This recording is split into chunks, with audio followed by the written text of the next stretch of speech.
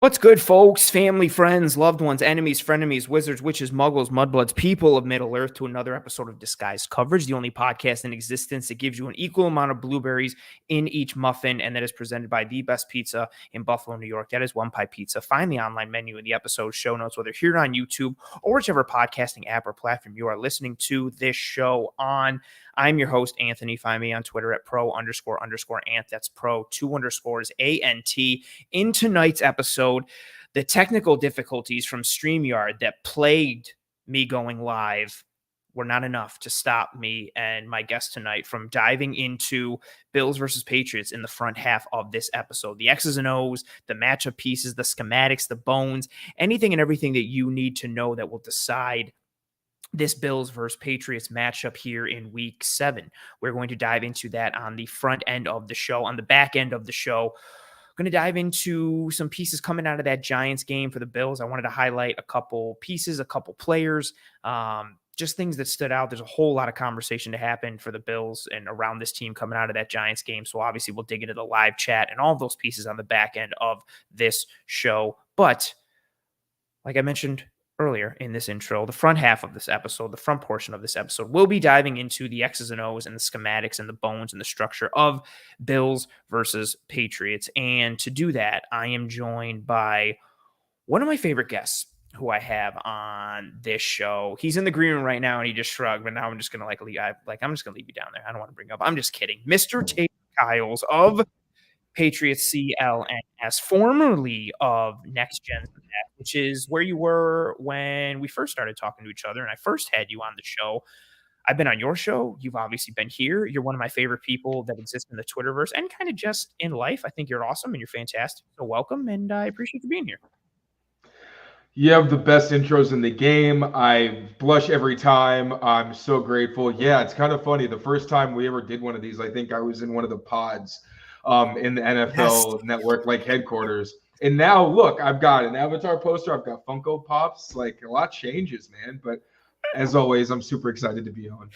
Yeah, you literally, I think the first time like we did it, like I DM'd you the link and you were like, got it, just need to find a private pod to do this out of. And I was like, okay, like, yeah, but you crushed it then.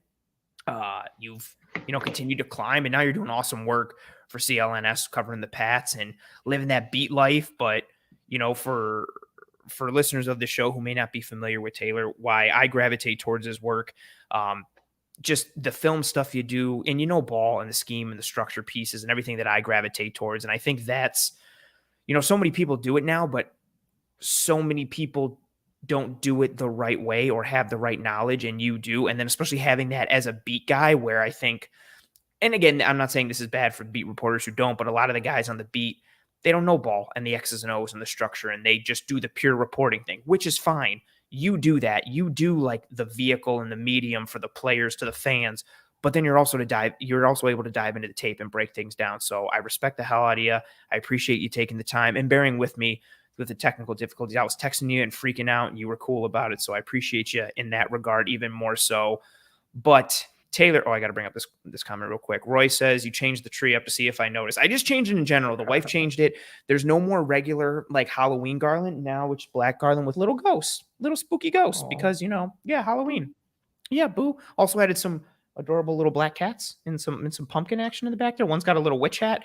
We're all just jazzed up here. It's all about the delectable backdrop, my friend. Yeah, I mean, you got a lot going on behind you too. Like every time I see you, it's like you keep like adding more pops, like and then more like stuff to the background from a poster standpoint. Like you got to step up. I'm trying to bring everybody into like my head. Like it's just constantly flashing lights, cartoons. Like that's basically what's going on whenever you just see me staring off into space. It's good. It's good. And yeah, once you get on camera like regularly, like the background becomes just such an integral part. Nobody cares about the content. Yeah. Everybody's just there for the background. They're there with you. They're there with me. And that's where you inspired me actually. Like that, you set a high standard. So when I just moved in here a few months ago and I was like, I can't have the like serial killer white background. Like I got to at least try to give Ann a run for his money. Not that it's competition because you are a legend. I'm just, trying to do you proud. Hey, man, we all just do the best that we can. And I do the best I can. You do the best you can. The Patriots have been doing the best they can let's, again, we're going to dive into the X's and O's and the matchup pieces and all of that. But Taylor, just from a high level perspective, a lot of Bills fans also want to hear this and just kind of maybe drink in the tears potentially, but just what's going on in Pat's land? Like the disconnect on the offensive side of the ball, and how much that's plagued this team. Is that what it is for you? I didn't anticipate them. I'm not a Mac Jones truther or a huge supporter, but I thought with Patricia gone and O'Brien coming back, plus with what they have on defense, I did not think this would be a 1-5 football team where we're sitting here right now. I did not anticipate that at all. And it's just, they're just a bad football team right now overall. Where does it start? What does it stem from? What's your overall thought? Like, just give us, I guess, the heartbeat, pulse, temperature check of this Patriots team in your estimation into this game. Yeah, today I was talking to one of my buddies on the beat, Mike Cadlick, and I was saying it's really hard not to rant about this team because there's so many compounding issues where if you talk about one thing, it's impossible not to bring up something else. It's not just one thing. And when it's as bad as it is, when it's been historically bad within the Belichick era, clearly it's not just one thing. It's a lot of things. One thing that I don't think will be talked about as much because it's kind of too simple, and it's flashier to say that Belichick is just going down in a ball of fire, and he is the fact that this team has just gotten hit by injuries at the worst spots. Like both of their starting. So Mike Nwenu, let's start there. Big Mike. He had offseason ankle surgery, and he missed the entire summer, came in cold, like in his first games in the season. He's been in and out of the lineup. Cole Strange hurt his knee like the second day of training camp. So an integral second training camp, gone. He's been dealing with that, trying to work his way back. Those are your two starting guards who were like two of the centerpieces of your entire offense. You got a pocket passer. They missed basically the entire summer. Rookie Antonio Mafi, who was a defensive tackle like 3 years ago. Belichick loves him because obviously he comes from a Chip Kelly system. He learns pretty quickly, and Belichick really seems to like his character. And he's a big guy. He was immediately pegged as a Mike Nwenu replacement. But he's very raw, and you start to question new offensive line coach Adrian Clem because there's constant repeat mistakes. Like now, what's going on on Twitter where it's just stunts, and that's going to be one of my keys. So maybe I don't get too much into that, but like it's just it's been a really big problem up front, and then it's made everything else look really bad. I've always said like you can cover. Well, Dante Scarnecchia has said this, and I just kind of internalized it. You can cover up one bad spot, like right tackle. Last year they showed Connor McDermott was serviceable. They actually just signed him back today. But if you have below average talent at right tackle and both your starting guards are hurt, for 2 weeks they started guards at tackle. That's a pretty big problem, man. That's a pretty big problem. So then, like Mac Jones, we saw him start to regress last season. First 2 weeks, you saw the sloppy footwork where he's still making throws, but his footwork is bad. So it's like, hey, if you can make them consistently, like do what you got to do. He was not the reason they were losing. But then something snapped against Dallas where you could see that he really was not comfortable because, again, Cole Strange and Mike Nwenu were in and out of the lineup. When they play, they usually don't even finish the game. So he's not trusting his protection. He's not really attacking with the plan as much anymore. You still see the glimpses of the first-round pick, but it's made the fact that he doesn't have a really good number one receiver stand out. Kendrick Bourne is solid. Demario Douglas is a rookie. There's a learning curve. Devontae Parker went from being their consistent outside the numbers threat, like every practice in the summer, nothing. Like he actually dropped a ball that could have put them in position to win the game last week. You might want to talk about that. So I was watching it. I was watching it live. And then you tweeted about it. I think you tweeted something just like simple of like can't have it or like can't happen or something or like something. Not excusable. It's not excusable, bro. And especially after everything that Mac had gone through in the game, then like he throws that horribly ugly interception to Trevon Merrick, and then drops this beautiful like he walked it up and just placed it in Parker's hands. And when that happened, I was just like, you're snake bit. It's just not in the cards for you today or like this season. And it just seems like that's what has been with this team so much, like snake bit in all these forms and fashions. And a lot of it, again, I think a lot of it, from a Bills fan perspective, I think honestly, not big in Bills perspective, everybody outside of New England is just like Cartman with Scott Tenorman's tears and just lapping it up for the Patriots struggles. But I think a lot of just people want to see it and just, well, it's because Mac Jones sucks, ha, ha, ha, and all these pieces. But there's a multitude of reasons, and they still do have a good defense. But then, of course, like Judon goes down. which significantly impacts everything. Like Christian Gonzalez, that he was your best. He was probably the best player on your defense the day he stepped onto an NFL field. Bro, I was when I was on with you in the offseason, we did kind of like the roundtable piece, or not roundtable piece, but talking about the AFC East. I gushed about how much I love Christian Gonzalez. He was my CB1 in this draft. I loved him as a prospect.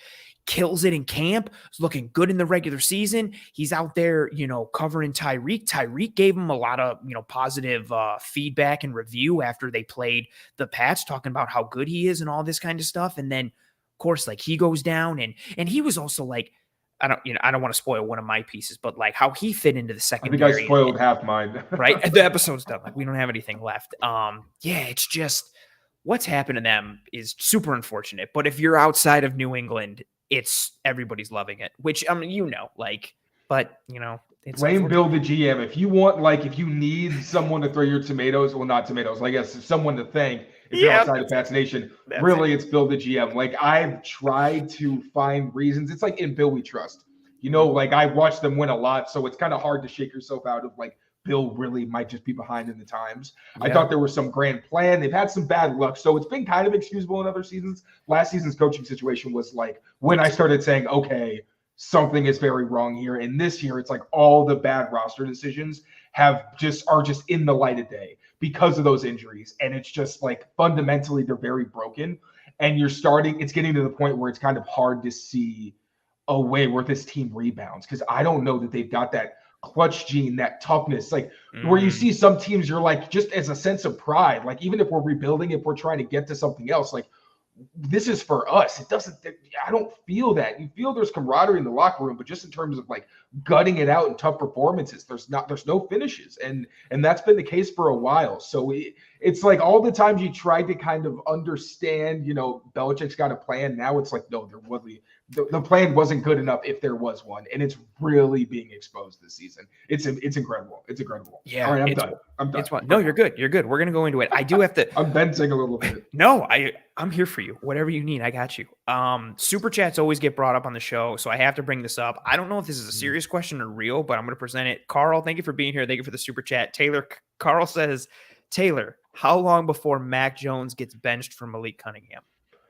So it's funny because people have been clamoring for Kayshon Boutte, Tyquan Thornton, all these players that have. Tyquan was out because of injury, but he didn't really play in the summer. You love Tyquan. Malik, I want to, man. I really want to. He's making it tough lately. But with Malik, you have to understand he's being primarily trained as a receiver and getting packages at quarterback. I thought he showed a lot of really promising flashes in the preseason, but they were just flashes in the preseason, literally end of game drives. Mm-hmm. So if you think it's bad with Mac, imagine how bad it's going to look when Malik Cunningham, who has no chemistry with these people on the field and is still learning the offense, is out there for an entire game against NFL defenses. We saw it last week. He got 2 opportunities at quarterback to have. There was a zone read and an RPO. And for whatever reason, it looked like Ramondre went too fast because he's not even used to that. So it's a ripple effect where he might just not be processing things quickly enough. There was a well-timed blitz as well. But I just say all that to say Malik is very talented. But to expect him to play any significant snaps at quarterback, no matter who the emergency third quarterback is, it's just not going to happen because Mac Jones is far and away the best option on this roster. It's just the fact that there's not enough talent behind him for there to be anybody who sincerely pushes to actually take the job because he keeps turning the ball over. It's getting inexcusable. A lot of inexcusable things with the Pats. Taylor, we're going to dive into it. I'm going to switch the banner that says schematic components that will decide Bills versus Pats in week 7. Here we go. So you are the guest. I'm going to let you go first. You can pick. I don't know if you have them ranked or if they're all equal. However you see fit, the floor is yours. What do you want to lead off with here when you're talking about schematic pieces, schematic components, matchup pieces that will decide Bills versus Pats here in week 7? Yeah, well, I think the biggest thing is the offensive line for the Patriots against the Bills defensive line. And that's just, I already started on it, so let me just finish out my thoughts. First of all, Trent Brown is your best player. Now, there was one game when the Bills and the Pats played earlier in the season last year. He had the flu. So, he had a rough game. And there were some times where he just got guys running right past him. I give him the benefit of the doubt there. The last game of the season, he still had trouble against, AJ Epinesa. He was uncharacteristically easy to get around, let's say. And so there's a little bit of a red flag there. Every matchup is different. Maybe he learned he's a good tackle, but every play he's got a couple where you're like, but he's not the problem. He's mostly been very good. But the interior, like I said, is really bad. Ed Oliver, if they end up having to play City So and Antonio Mafi again, I don't know what's going to happen because Ed Oliver can win in a lot of different ways. He can win explosively, and Antonio Mafi struggled against that. He can convert that to power. Antonio Mafi got pushed into Mac Jones's laps several times last week in a game plan that revolved around the quick passing game. And he hasn't been able to pick up the same stunt. And I know the Bills don't do a ton of line games and stuff like that, but they do enough. And if they see there's clearly a weakness, if there's a passing gap, you're going to see the same little twist every single week. And then right tackle, even if it is Connor McDermott struggled as well against the Bills last season. He was the starting right tackle in both games, and he's your best case scenario right tackle. So I think the best case scenario would be the Patriots being able to run the ball. And in most of their successful offensive game plans against the Bills, it's been because they ran the ball well. And last year, both of the games, Ramondre Stevenson has 3 explosive runs. They were 10 yards. He had his first explosive run since week 3 against the Raiders because the Patriots, I was clamoring for them to stop trying outside zone concepts when they have 2 330-plus pound guards, a big left tackle in Trent Brown, and then a right tackle who can do a little bit of both, but also David Andrews inside. You don't want him pulling consistently, and they were doing that way too much. It didn't work. They get back to the downhill stuff, and they're having success with it. A couple weeks ago, in Dallas, I thought they had more success than they got credit for. Then you saw it again against the Saints, but they were mixing it up, and sometimes they just got behind the chains because of the unsuccessful outside zone stuff, and it kind of skewed the results. Last week, they stuck to it. Both running backs looked good. So I think if they can run the ball, get the downhill stuff going, the inside zone, the long trap, counter, then this will be a good game, especially the Bills are lacking at linebacker. R.I.P. Matt Milano. I am so sorry. All the respect in the world for him. I was genuinely upset when he went down. But at least just going based off of he's a great player, you're probably going to take a step back. I think if they can find a way to run the ball consistently and not have to really play a game where you have to pass a ton, I think things will be okay. But if you get into a ton of situations where you hurt yourself with penalties and, poor pre-snap operation and things like that, and you get behind the chains, you're just going to be going 3 and out. So it's a really scary matchup. If the Patriots, again, can dictate being able to run the ball, maybe drop back, max protect play action or something like that, they might be competitive. But that's also assuming that Josh Allen doesn't just Josh Allen like he does every year against the Patriots and just, go buck wild and put up 30, 40, 50, whatever he's feeling like on the day. Yeah, because Belichick, so you were talking earlier about the first time you started to question Belichick a little bit and how things have gone. The big one for me was 2021. That was the beatdown in the playoffs. And how was it? Oh, right. Yeah. That was and then they had played in week 15 in New England, and the Bills also won that game handily. That was the big one that got me. He just kept playing single high coverages all game, cover 1 and cover 3, mainly covered 1, and was just putting Miles Bryant on Isaiah McKenzie. That was the game that made all Bills fans think Isaiah McKenzie could replace Cole Beasley because of how great Isaiah McKenzie did. And it was no, McKenzie's great at deep overs and running away from dudes, and Miles Bryant can't cover him. And Belichick just kept doing it. And to that point, I remember watching the game and saying, they don't have a plan for this. Just run one cut. Get a safety coming from depth to get over the crosser and replace. You can do it. It's not that hard. I don't understand why there's no adjustment being made. And then after the game, Devin McCourty says, yeah, we didn't really have an adjustment. And that was one of the first times in a while I was like, what do you mean you didn't have an adjustment? And that was something that I felt again the next season when they played the Bears, where there was no preparation that went into Justin Fields keeping the ball, even though Lamar Jackson killed them with that game plan a week or two before. And at the time, I gave him the benefit of the doubt because that was the first time in Justin Fields' NFL career he was utilized as a rusher. But it's you should probably be prepared for them to steal a game plan that ran you over. And you start to see that where the details are getting lost with the Patriots, and they're just making mistakes where it's they're not one step ahead. Sometimes they're glaringly a step behind. And they started doing more of that with the one cut. That's where you get the Josh Allen performances where he's just losing his mind. And it's it doesn't matter what you play. He's going to get you. But yeah, man, it's just the attention to detail has been lacking, and it's shown up in just a lot of different ways. Yeah. And I'm still I'm still scarred from my childhood of just thinking Belichick is amazing at everything and just expecting like, oh, cool. Like, what does this team do great? Because Belichick's going to take that away and try and make you do something else. And just the lack of initial game plans, initial prep, and then in-game adjustments. It's just been very weird to see from this team. So I love you like tying in that piece.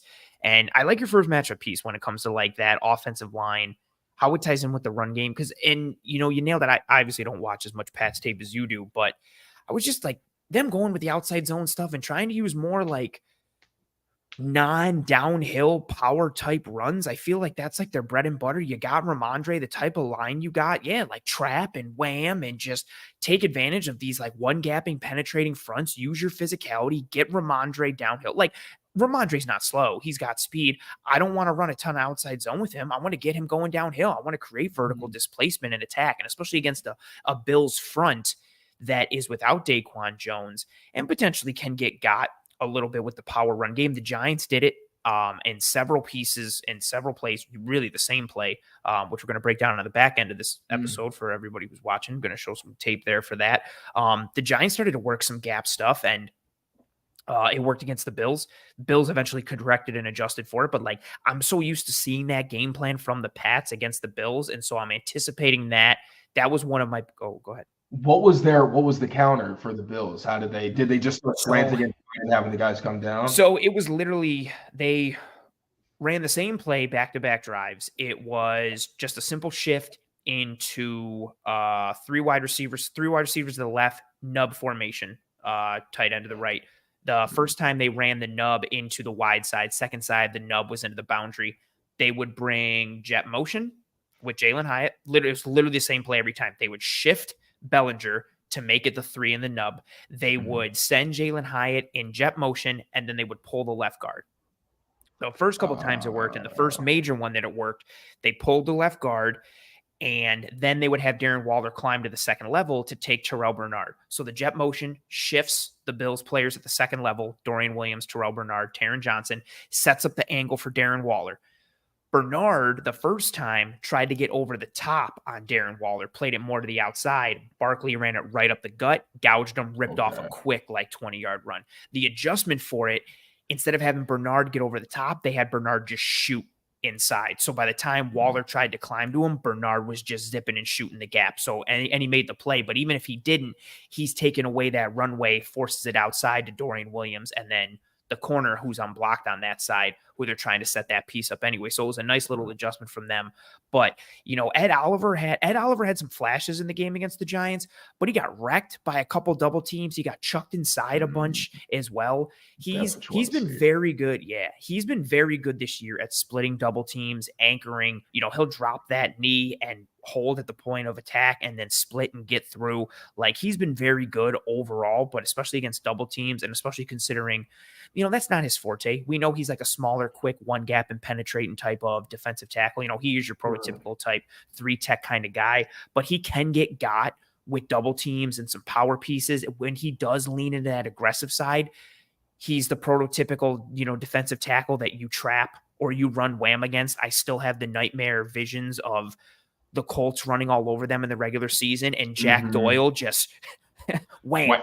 That's it over and over and over. And that gap just being huge. So you can work that from time to time. And I think of the Pats' struggles in the pass game. And so one of the pieces, I'm glad you let off with it, and I'm glad I didn't end up going with it, is, tied into that piece. Like, I want to see, how successful can the Pats be on the ground? What type of scheme do they lean into? Is it more of their downhill and or gap scheme and or people moving power type game based on who's healthy up front? What can happen? And then, especially with, like what the Bills have on the D line, but then even at the second level, like Bernard isn't the biggest guy. He wins by processing and shooting gaps. Dorian Williams is still learning and processing and kind of getting time on task to develop. He was not supposed to play this year, but between the injury to Milano and Tyrel Dodson just not being capable of starting NFL games, he's been thrust into that lineup. So I think it's a fair point. And then, trying to see it in terms of the bigger picture, they need to run the ball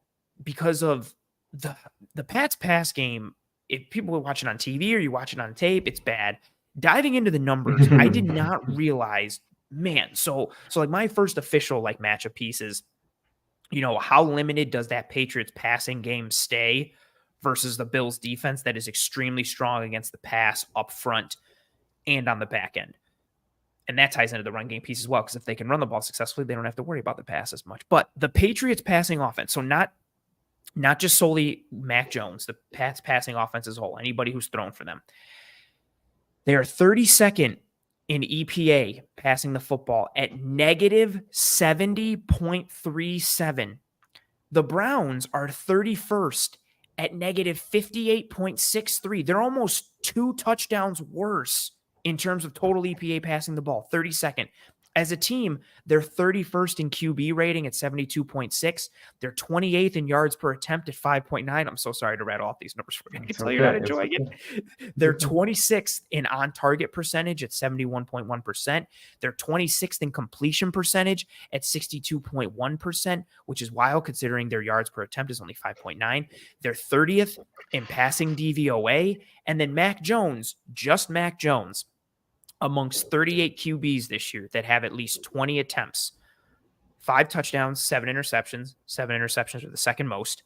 Again, 38 QBs with at least 20 attempts. He's last in EPA by himself at negative 61.63.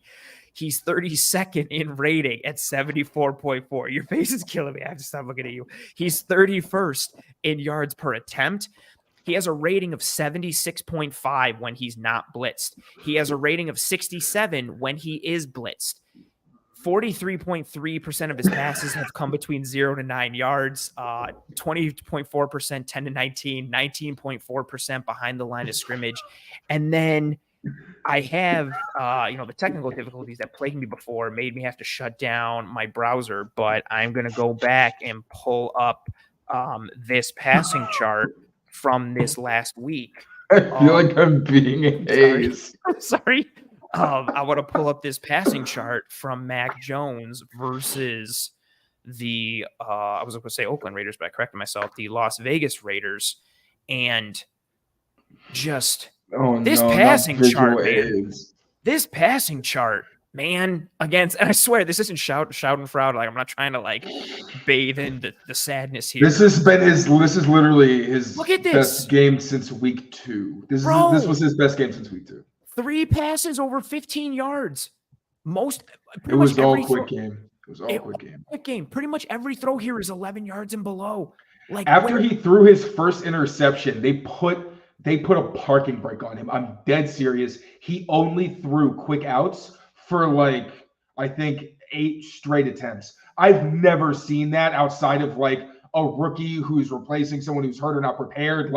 For a quarterback who they need to be competitive, for them to just be you're only doing this until you get your act together. That was one of the craziest things I've ever seen. So it's I was again just rattling off numbers and looking at it, and I was like, not great. And then I was just like, I want to see the chart because I watched this game amongst others on Sunday, and I was like, you know what? I wonder what the chart looks like.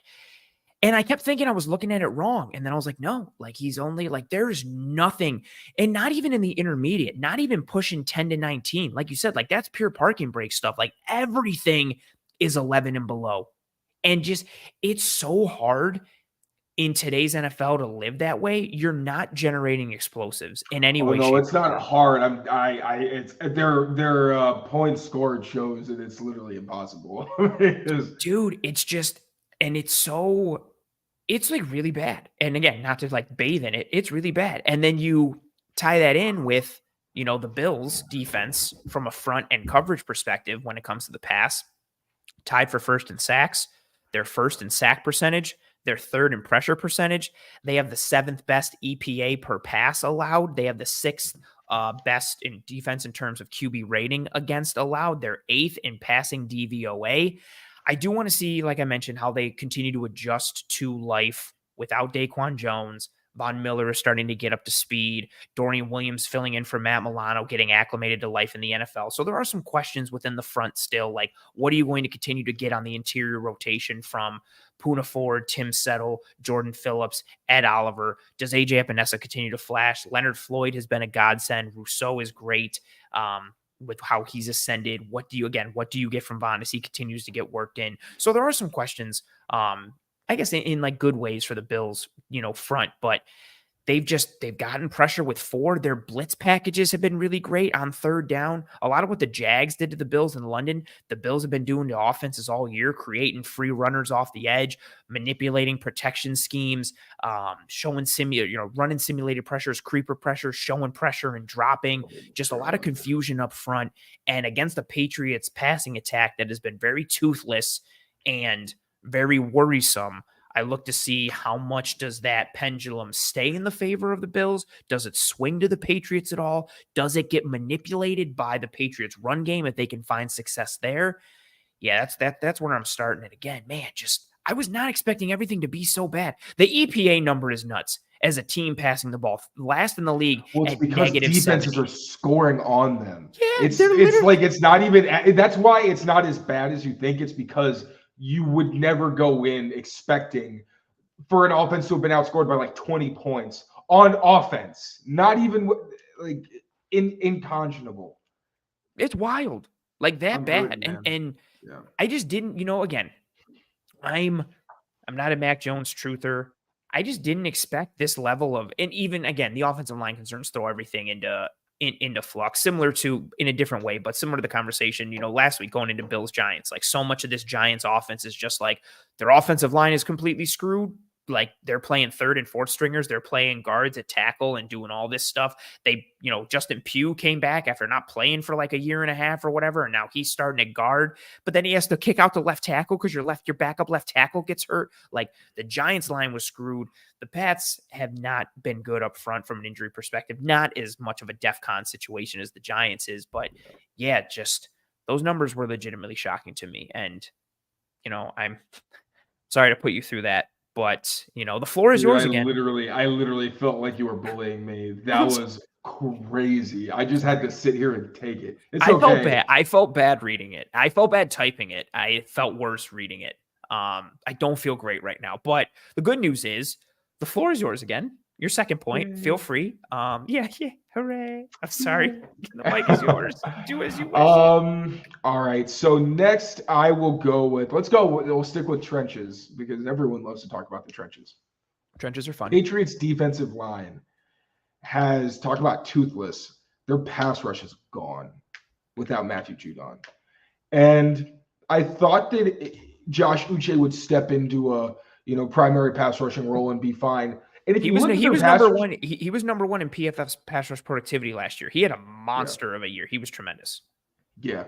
And to be fair, like he's dealing with the foot injury and he's been better in the second half of seasons. So maybe, there's a jump if he's even on the team, quite frankly. I think he's going to be a top trade candidate if a team gives him a pretty high pick. Yeah. But it's because he's been giving you nothing in pass rush. Like there's a couple good rushes a game, but there's been a few times where he rushes right past the quarterback, which scares the dickens out of me because if he does that against Josh, like he's going to throw over their head for 50 yards. So that's scary is that the rush lane discipline hasn't been great. And then inside, like they're using Sam Roberts, who I do like, but I don't like how much they're using him. And it's because Daniel Ekwale, who's had a lot of good games against the Bills, like he doesn't get nearly enough credit, but he's a pretty good defensive tackle. He got hurt pretty early in the season. So he's out. Christian Barmore has been really good, but he's doing like carrying a lot of the load of like being the dominant defender. And then Dietrich Wise is usually pretty good, but it's still like that athleticism, the versatility that you get from a Matthew Judon. Like Anthony Jennings has really been a big replacement. He used to play at Bama. Great run defender. He's good slanting into gaps. And like sometimes he'll get a good like rip move, but really he's better when he rushes, waits for you to get up and then collapses. But he's not a great pass rusher. Like he's kind of just being used there because they need him. And then Keon White is probably not even going to play in this game because he suffered a head injury. But he's also like the flashes are there. Dude looks like Wreck-It Ralph, but also like an action figure come to life. He's been crazy. But at the same time, he's also had moments where you're like, yeah, right. He's super raw. And DeMarcus Covington like has a ball of clay because like sometimes they get blown out of gaps or his rush looks kind of erratic. So the defensive line, Lawrence Guy and Devon Gottschall, they've been pretty solid inside. I feel like Gottschall's gotten better recently.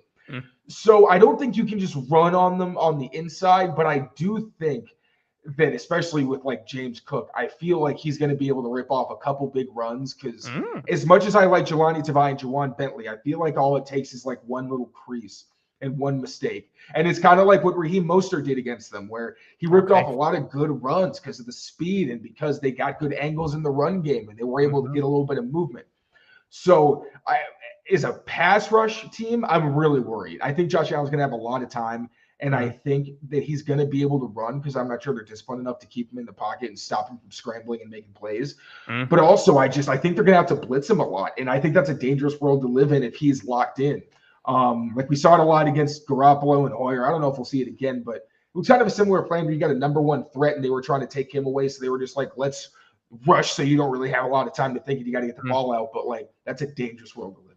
Yeah, absolutely. Like Allen has traditionally been very good against the blitz. He's been good against the blitz this year, which made the game against Jacksonville that much more interesting because the Jags blitzed him 46.5% on the year. He'd been blitzed like 30.1%.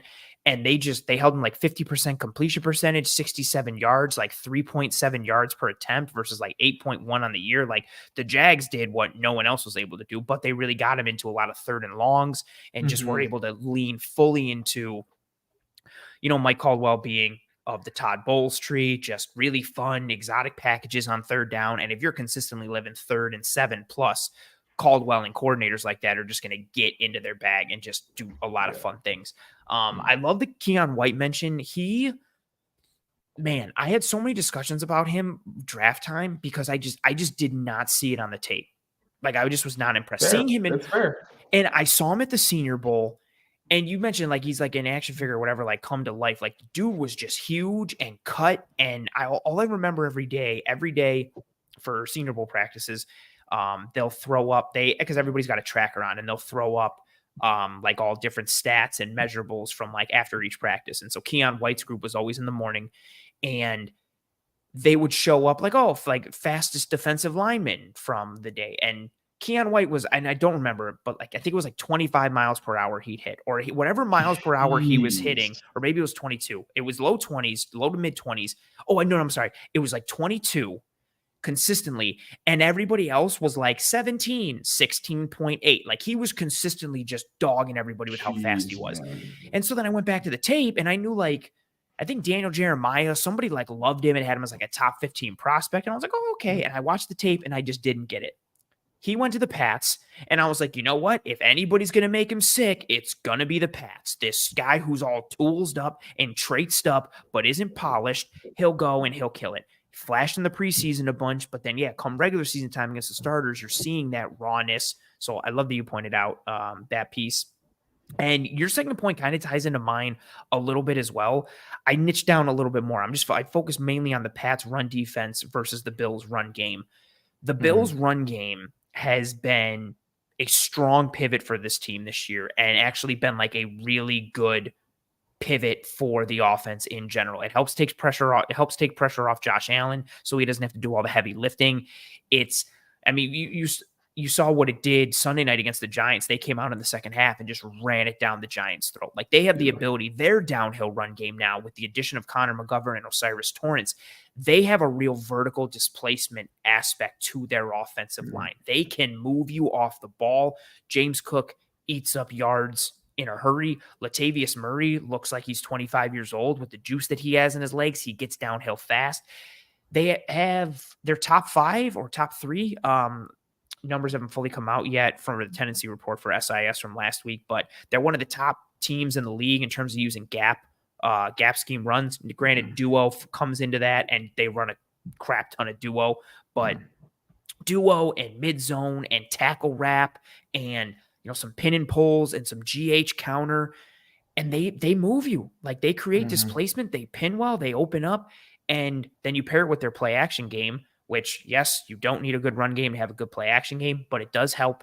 And that sucks defenders in more, gives Josh Allen that ability to work in that intermediate and create chunks where he loves to work. And he hasn't even really taken off in that area yet. It's just a huge piece for this offense. It makes them legitimately like a dual threat offense. They have the run to go with the pass, which they have not had consistently the past several years. They've had it in spurts or they'll have it down the stretch. But this is a strong run game. And when you're focusing just on the running back, so non-Josh Allen runs, just running back related runs only, the Bills offense, second in EPA per attempt, second in total EPA, third in positive play percentage, third lowest hit at the line of scrimmage percentage, fifth lowest stuff percentage. Again, both of those, the lower you are, the better. They're eighth in yards per attempt. This has been a real run game. James Cook has been very good. Latavius Murray has been very good. Damian Harris was good when he got in there. Shout out to him. Hope he's doing all right with the neck injury and what happened to him. But then you flip it to the other side and you look at the Pats run D. The Pats run defense, 182 run defense snaps this year. That's the fifth most in the NFL. So they have a high volume, a high sample size. Third lowest EPA per attempt allowed on the ground. Third lowest yards after contact per attempt allowed at 2. Third lowest yards per attempt allowed at 3.4. Third lowest first down percentage allowed. The very lowest broken tackles plus missed tackle percentage per run. And then these next ones are nuts. So 182 run defense snaps again, right? They're tied for the second lowest amount of broken tackles. They only have 5. And they're tied for the second lowest missed tackles. They only have 4. Think about that. The Pats defense had been on the field for 182 runs. They've only missed 4 tackles and only had 5 broken tackles. Then they're 8th in DVOA versus the run and 13th in stuff percentage, which is the amount of runs that go for 0 yards or less. This Pats defense has been strong against the run with what they have. I think a lot of some of their pieces, which I'm going to talk about in my next point, also lends to that with the linebackers they do have, like Tavai and Bentley, and having some of those bigger thumpers, and even some of the games of going with 5 down fronts and running more odd front that they do. But this is a strong run defense going up against a strong run game. And when the run game hasn't been there for the Bills, they've gotten a bit disjointed. They haven't gotten into rhythm. Josh Allen and Ken Dorsey kind of haven't been, I don't want to say they haven't been on the same page with each other, but it's just been an inefficient, sluggish, kind of stuck in neutral type of offense when the running game isn't going. So if you want to slow down this offense, granted, you can put it into Josh Allen's hands 100%. There's a chance he's still going to dagger you and just take it out of you. But this run game has been so important to the Bills offense this year. The Pats run defense is legitimately very, very, very good. So I'm interested to see who's able to move the needle in that regard, because I think it's an important piece to keeping the Bills offense on schedule. You don't always hear about things the Patriots are doing well these days. So that kind of warmed my heart a little bit. I was like, oh, yeah, right. They do have something that you can look forward to. But, yeah, I mean, up front, like Lawrence guy in Devon Gottschall, like I said. Gottschall, I think he got hurt, and there was a portion in the middle of the past few weeks where he was getting pushed around a little bit, but I thought he bounced back really well against the Raiders. The Raiders, they just were crushing them. Like Christian Barmore had his best performance against the run I think he's had his entire career. Mac Wilson had the best run defense performance I've ever seen from him. Like he's always been a guy with a quick trigger who's really athletic. Yeah. He would overrun plays and he wasn't really physical, so he'd kind of bubble over and lose his assignment. He was staying in his gap. He had some big hits against Jakob Johnson, who I think Bills fans are pretty familiar with. Pats fans love him. Really good fullback. And Colton Miller, like the physicality, he put on some weight and it really showed. So I'll be interested to see how much they lean on him, because you need that athleticism. But Jelani Tavai has also been fantastic. Like he's been an outside linebacker, but he also plays off the ball. He's an early down kind of guy. But he's got good athleticism where he got an interception because Jabril Peppers just – I'll touch on this a little bit more. Bro, I tweeted that play. It was gorgeous when he lit up Devontae. I felt bad. Like, you don't often feel bad for the other team, but I was just like, oh, God, I hope he's okay. But, yeah, like Jelani Tavai, he's been around the ball. He's really stacking and getting better on a weekly basis. So, yeah, the run defense and Anthony Jennings, like I already talked about, you just don't really run at him with success. He's really good at collapsing gaps where you don't really have to run at him. Even if you run in his direction, he can still kind of make a play or create disruption. So, yeah, that's been a big positive. But again, the run game is big, but I'm really nervous about what's going to happen when they pass. And that's assuming they actually do stop the Bills, because even if they are stout and they aren't missing tackles, we all know the missed tackle stat is also kind of skewed, because it doesn't count when an angle is taken that's completely wrong. And then it's just like you make a miss in space, but it's hard to actually calculate. They've let that happen a couple of times. With someone like Cooks or someone like Cook and someone who's had success with them in the past, and he's able to rip off those chunk yards when they really feed him the ball consistently. It does worry me if this game is within reach and they have to turn it into, well, I can run, well, so can I, but I have a bigger arm. So the second you respect our run game too much, we can make you pay, whereas I don't think the Patriots can quite do that. No. And that's been like the bind that the Bills offense has put so many defenses in this year. Like, oh, okay, cool. Like, you want to put 7 in the box, or you want to put 8, or you're going to spin a safety down early. Okay, like, we're going to gouge you and we're going to take those chunks, or they can just generate them on the ground. And I love your point about like the angles and path to the ball. Like, you saw that on a couple of reps against the Dolphins, like you mentioned with Mostert. You saw it on the screen to Waddle as well. But like, so they've been threatened with speed, which again, I still think, despite what they have on the back end, the Pats D, I think, is still built for more of like a knock down, drag them out type of thing, and aren't built to live in that speed world. And you get those backs or teams that can threaten them on the edge like that. And go ahead. So they kind of are. So Marte Mapu has been a big part of that. Yes, he's in my next point. Okay, so I'll back off. But yeah, like when you get those speed packages where it's like they can bring out like the giant, like 80s Giants 3-4, where it's just a bunch of big dudes, but they can also kind of tweak the personnel where Marte Mapu, who's a linebacker, is, really not even someone you really want at the point of attack, but he can kind of do a little bit of both, and they can adjust, but still, like, it's not necessarily perfect when they do that, and there's still places to exploit. So, you know what? And so let's switch, because that ties right into my third point. I'll go first for my third point. It's the personnel battle between the Pats defense and the Bills offense. So my first piece is, what personnel grouping do the Pats lean into based on, is it from an overall game plan perspective? Is it situational? We mentioned several of the names already, but there's so many like fun chess pieces on this team, even just from a safety perspective, with Duggar and Phillips and Peppers and Jalen Mills, and then everything you have like at the second level potential with Mapu and Bentley and Tavai and Anthony Jennings, and just how everything ties together. Do they lean into more of, the 3 safety or, 4 safety package, but Jalen Mills is versatile in what he can do? Does Marte Mapu see more of the field because he gives you kind of more of that less dictated 2 piece when it comes to the speed game or it comes to the pass game? But then to your point, you put him on there, you lose a little bit from a point of attack perspective. So do they choose to how do they use him if the Bills are leaning more into that downhill run game and trying to create more displacement and people moving ability? The multiplicity that the Pats defense has and how they can wear so many hats formationally and personnel wise, and then what they can do with that, is such a fun conversation in general.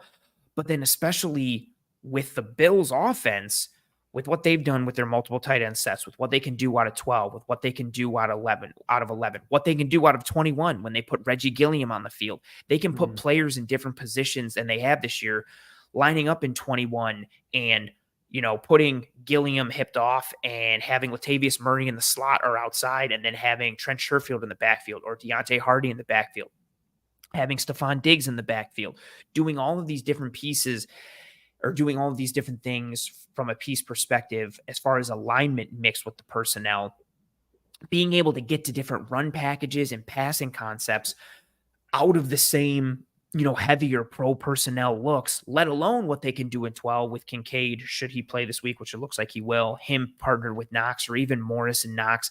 The Bills have a variety of pieces and personnel groups that they can lean into based on a matchup, based on game script, based on game flow. But so do the Patriots. The Patriots head defense has that kind of versatility that reduces how much they can be dictated to. And for a Bills offense that has been able to dictate to teams for a majority of the year, again, because of their versatility and their players and the packages, because they can run out of pretty much any of their main personnel groupings and main alignments, because they can pass out of those same personnel groupings and same alignments, they usually have the upper hand when it comes to dictating to defenses. But the Pats can sit there and be like, just 12 personnel, for example. Oh, you want to run 12? And the big conversation for everybody at the Bills is like, man, like, what do you do against Dalton Kincaid and Dawson Knox? And the Pats are like, all right, well, like Kyle Duggar and like Mapu and I don't know, like Jalen Mill, we can match up with that. Like, what do you want to do? Oh, you want to like run? That's okay. Like, can Kincaid block Mapu? Like, that might be advantage Pats. Like, even that little piece, like Duggar is a stud in every way. Like, you can line up Duggar on the second level. Like, it's a larger whole. I feel like we really could have done a whole episode just on the personnel conversation, but it's so fun for me because the Pats can lean in different things positively or negatively based on the grouping they put on the field, and so can the Bills. And the Pats have the ability personnel-wise to limit how much they can be dictated to, and the Bills have the potential to push buttons and dictate to a defense. So I'm interested to see who wins that battle and by how much, and what's the core personnel grouping Belichick is coming out. Like, is it just going to be a ton of rotation and whatever the Bills are doing, he's matching? Or is this, a major, Marte Mapu type game? Or does he not see the field a bunch and they're really running 4 safeties all the time? Like, what area does he lean into to combat what the Bills offense has been from a multiplicity standpoint? Yeah, and one of the fun things to watch is how they can have Peppers, Duggar, or Mapu truly doing one of like 3 or 4 things, but they all are pretty much interchangeable. Like, the only big distinction is when they're on the field at the same time. Usually Mapu will be deep if somebody's blitzing, or like they'll send an outside linebacker or slot blitz with Peppers and Duggar, but they don't really do it much with Mapu. But yeah, like, they can play linebacker, and if it's more of a coverage situation, they'll put Mapu. If it's more of a run situation, they'll put Peppers, because he is just such a big hitter. He's very physical. He's got good range. He's on the smaller side, so you can kind of exploit that. But again, it's like if he gets ahead of steam, then you're kind of screwed. So I do think that we've also seen Adrian Phillips get a little bit more run. Jalen Mills, he wasn't really happy with his use. He's really more been a like tight end eraser and like kind of a dime guy. He's filled in at times, but hasn't had as much of an impact as I expected because he's a playmaker. But yeah, I think you're going to see a lot of big nickel, probably just only big nickel, because I don't think we're going to see any true base. Like against teams like the Jets and the Cowboys, who really like bring out tight ends who are tight ends. Like, they're not really trying to catch the ball, or they may not excel there, but they're really good blockers. You saw true base, which you don't really see around the NFL at all much these days. But you saw it then. The Bills, they never send out really, unless it's like like 3 tight ends or something like that. You're not going to see truly like 3 true down linemen and 4 true linebackers. It's usually going to be like a Mapu or a safety or something. And so with that's what this is going to be, is 3 safeties. I like seeing what the Bills will do at times. They'll go heavy, they'll put Gilliam out there, or they'll be in 12, or they'll lean into these 6 offensive line sets, and they'll run out of it. They'll put David Edwards in there and they'll run it, but they love going play action with it.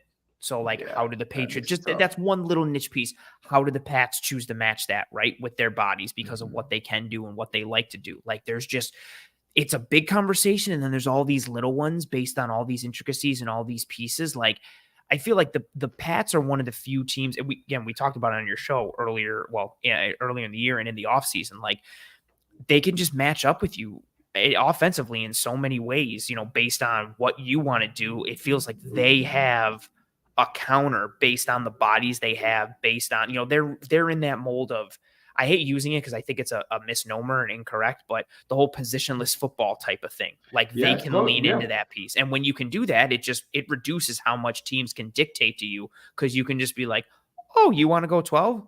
Whatever. Oh, no, now you want to go 11? Okay, we'll just stay in what we got. Like, we don't care. It still works. Yeah, I'm very interested to see that. There are so many. That's a real fun, just like the personnel wise, and then trying to see what the Bills do out of it. I think is a very interesting conversation. So many things it's you can talk about it all day. There's a lot of combinations that the Patriots use. Again, it's mostly going to be Kyle Duggar and Jabril Peppers as the main guys, and then it's going to be one of Mapu, Adrian Phillips, Jalen Mills. But I mean, just how interchangeable it is. It's as close to positionless football as you can get, because within the core of the formation, they just do everything. It's one of the few bright spots that we get over here in New England these days. I love too, like, how versatile they're like. The defensive back grouping is, and then like Mape within that too. And then like, you just have Jawan Bentley there, who's just like pure downhill thumper with no versatility. And it's just like, I think the underrated thing about him in coverage is he looks like he can't cover, but he gets to his marks.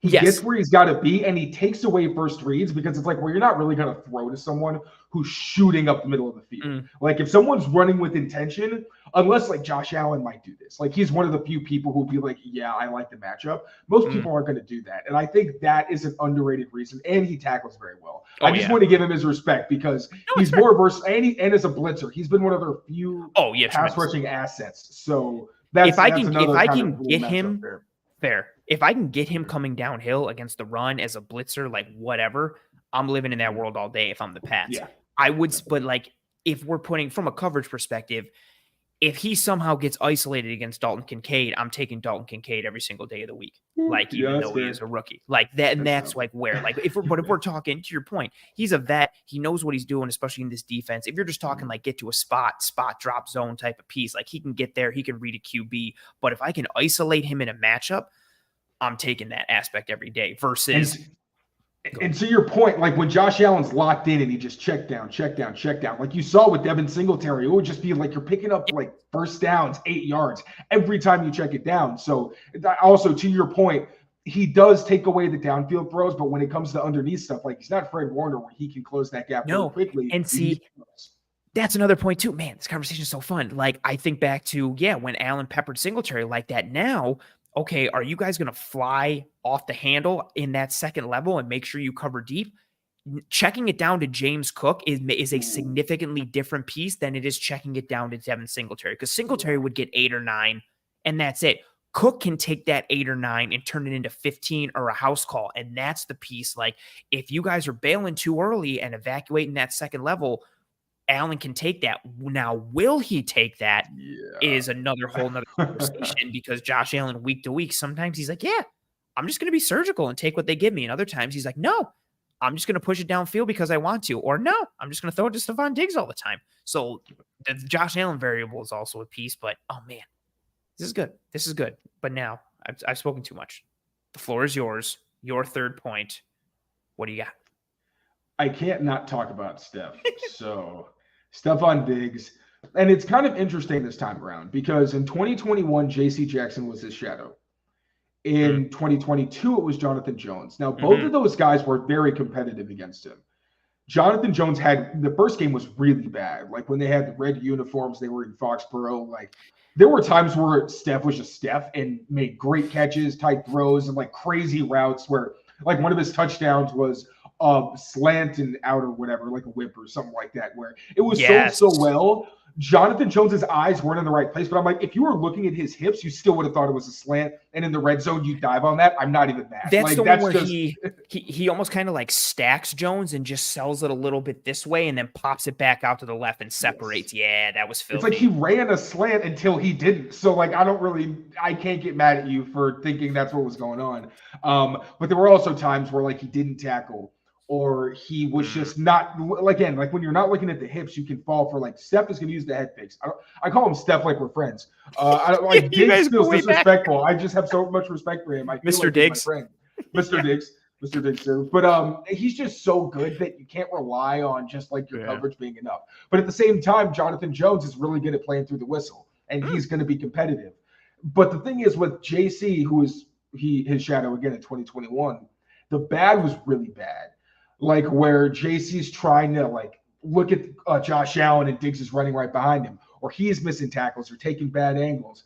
It's like he's done such a good job, Diggs, of making them pay. Really, everybody, in these matchups, everybody makes them pay for making mistakes. But really, Diggs, like anytime their top guys makes a mistake, he capitalizes most of the time. And rather than having a shadow this time, what we saw was J.C. Jackson is now the boundary corner, like what they had with Gonzalez. He would shadow in a couple game plans, but against like A.J. Brown and Devontae Smith, he was the boundary so that he could take the one-on-one matchups. So that was him on the short side of the field. To the field, you had Jonathan Jones, who, again, is like their smaller, fast guy who's still very competitive. So he's probably not going to have a shadow, which means that he could kind of dictate mismatches and, line up in the slot against Miles Bryant. They never attack that matchup. I don't think that's going to happen.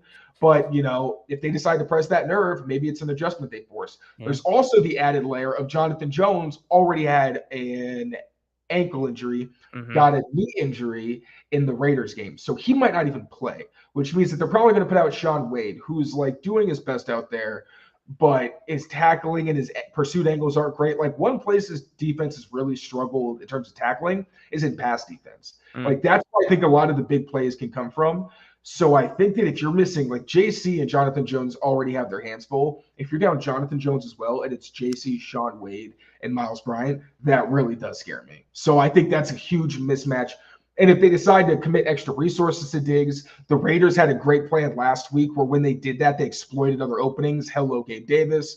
So, Diggs is always a priority, but if they can shut him down or at least keep him under control, which they never can do, I think you at least keep yourself competitive, because I'd rather you throw to Gabe Davis than freaking Stefon Diggs. Yeah, that's fair. I pulled up Shaun Wade's snaps by alignment, 152 snaps on the year. 121 of them have come at outside corner. And I just think back to his junior year, well, whichever was his second last year at Ohio State. And it was like, yo, he's sweet. And I was like, oh, he's in the slot. And then his last year, they were like, we're going to move you outside. And he just got cooked over and over. I still wanted him in the Bills in that draft, but he ended up going to Baltimore. Yeah, the Ravens traded him like his rookie year to the Patriots. Yep. Yeah, so they drafted him and traded him away, and I was still thinking like, okay, like Pats will put him back inside. He didn't work. It's just, and so seeing him back as like a potential guy on the outside, I'm salivating at that matchup because I'm still thinking of, final year at Ohio State, Shaun Wade on the outside, just getting burned over and over. It significantly impacted his draft stock. I think he went in like the 5th round or something because of how bad that final year was with him at outside corner. But that's the world you're living in with your injury pieces. And I also do want to, I know he's injured as well. I want to shout out Marcus Jones, who I think was awesome as a rookie, and I don't care how small he is. I think he can live as a corner in the NFL. I love him as a returner. Anytime he gets the ball in his hands, he scored that sick touchdown on offense against the Bills in the Thursday night game last year. I'm genuinely disappointed that he's banged up and will be out as well. But even within that, like, and it's so funny too, like the corners are banged up and potentially limited. But then you've still got all this fun crap with all the safeties and what they can do at the second level. But that goes into the matchup pieces as well, because like, how do you live if your corners are that vulnerable potentially? And there's 2 quick ones. One, I should also mention that Jack Jones returned to practice. He's kind of like their ball hawk guy, but also kind of like a JC Jackson where he'll get antsy and like hit. People don't usually exploit when it happens, but he will let you get behind him. But still, he's better than Shaun Wade, so I should mention. Absolutely. That's an upgrade, especially like Shaun Wade's done a pretty good job of not getting burned deep, but it's more the coming down and tackling, which has been inconsistent. But also, like you said, when you talk about matchups, one of my favorite Winkles from last year was one of the times that when Bill Belichick is up against a true top receiver, one of the ways he'll show it is he'll put his most physical press guy on you as a cloud defender and then have like a corner behind. So he's like, no, like we're not letting you get off the line of scrimmage unabated. And we saw that last year on a couple like 3rd and extra longs where Jabril Peppers was across from Stefon Diggs just so he could jam him and basically just hand him off to a cornerback deep down the field. So there's a lot of things that they can do to kind of throw at Diggs and make sure that he's not just an easy first read. But at the same time, it's just football. If you're a good first down offense, then you're going to have opportunities to get your best skill player involved. And when it comes to that, it's literally just make sure he's not behind you and make sure you tackle as quickly as possible. It's Stefon Diggs and Josh Allen. Like at some point, and also like don't die on the scramble drill, which has been impossible for them lately. I hate even bringing it up because I'm like, of course we're not going to defend it. They never defend it properly, but it's much easier said than done. And Allen and Diggs have 8 on that scramble drill piece. 3 touchdowns this year on it. Like 4 or 5 big plays. It feels like at least once or twice a week, Allen, is scrambling. Diggs uncovers. He finds some void, whether it's in the low red zone or, in the middle of the field, depending on where they are, in terms of down and distance and where they are on the field. And he just uncovers and he makes some big play. It might be like a 20-yard gain in the middle of the field or in your own end, or he's breaking free again in the low red zone and it's a tutty. Like what they've been able to do from an off-script perspective has been so strong. And so that's a really fun piece as well. Like you mentioned, like the Pats struggles to kind of plaster and be able to maintain within that scramble drill. Josh Allen has always done really well with, but him and Diggs together this year have been unreal in terms of just production and the EPA they've generated on those plays. Like I wish I could track like just the EPA of Josh Allen to Stefon Diggs like throws on scrambles, like because that would just, I feel like it's a significant piece because they've scored a bunch, which is going to like throw the EPA way out of whack. And man, yeah, there's a lot of fun matchup pieces in this one. And again, I feel like people are probably down a little bit on the game, knowing like, well, the Pats suck, they're 1-5. But if that Giants game showed you anything, if you're a Bills fan, do not underestimate your opponent ever. And I will never, ever look past Bill Belichick. I don't care who his QB is. I don't care how bad the team looks. I refuse. Shut up. You don't get to make that face after your stupid team tortured me for my whole existence. It's been a tough 6 weeks, man. Oh, 6 weeks. Oh, no. It's been, my life has been ruined. I'm an adult, man. Things are hard enough. Like, this has been a huge bummer. That's all I'll say. I know, like, woe's me, boo-hoo, but like, I gotta pay rent and do my own this is laundry my and job. grocery shop, and now the Pats suck. I have no catharsis. I have no, I come home from work and watch football. It's my job, and they're not good. Like, it's tough times out here. I didn't even think of that for you. Like, this is like you transition from next gen to like covering the Pats, and it's like this kind of year. Like, I imagine you just coming home and like sitting down on the reclining chair and just being like, oh. I was talking to my girlfriend about it. I'm like, dude, I need to find a hobby. Like, I got to do something to take my mind off this because football used to be an escape, and now it's just like a torture chamber most of the time. Although there's some fun stuff on defense. I'll say that. Yeah, that's fair. I love that. Now it's a torture chamber. Yeah, I mean, you made your bed. Have hobbies. If there's one takeaway, forget the matchups. Everyone have a hobby. But no, you're awesome with everything you do covering the Pats now. And like I've said to you on your show, I've said to you here as well. Like, you do great work, and I think it's awesome. You know, you're covering the Pats and continuing to climb the ladder and everything that you want to do. You do great work covering them and breaking down the game in terms of like ball in general, but especially anything and everything with the Pats. And I introduced you earlier and broke some pieces down, but just in case people didn't see that in the beginning, or, weren't watching, yada, yada, the floor is yours. Tell everybody who you are, what you do, where they can find you, anything and everything. The floor is yours. Well, first off, thank you, buddy. I hate you, and you're my favorite all at once, always. I always love coming on. Your commenters are incredible. I love this whole atmosphere. You guys are awesome. But yeah, Twitter is at tkyles39. You can find my work at clnsmedia.com. We also on Patriots Press Pass. Sorry, it's late. Patriots Press Pass on YouTube is where all my videos and stuff are. And also Pat's Pulpit. Check them out. I contribute over there still. They gave me my start. I love them very much. They're really well run website. And I also do 5 questions. So if you're going to look at the Bills SB Nation, I'll be on there this weekend. Yeah, everybody. Taylor does a tremendous job with the work that he does covering the Pats. He is my go-to person for anything and everything Patriots. And like I say every time whenever we have a guest on the show, if you're a Bills fan, and even if you don't watch a ton of other football, you just care about the Bills, it's important that you stay up on every single other team in the league because every single other team is your enemy, especially within the division. And Taylor will give you, from a reporting standpoint, anything and everything you need to know that's going on with the Patriots, but then also from an X's and O's and film standpoint and actual, you want to know about coverages and you want to know about concepts and what the Pats lean into on each side of the ball, strengths and weaknesses, players, position groups, all that stuff. Taylor is your go-to. So if you're on Twitter, give him a follow there. Check out his work on all the other platforms that he mentioned.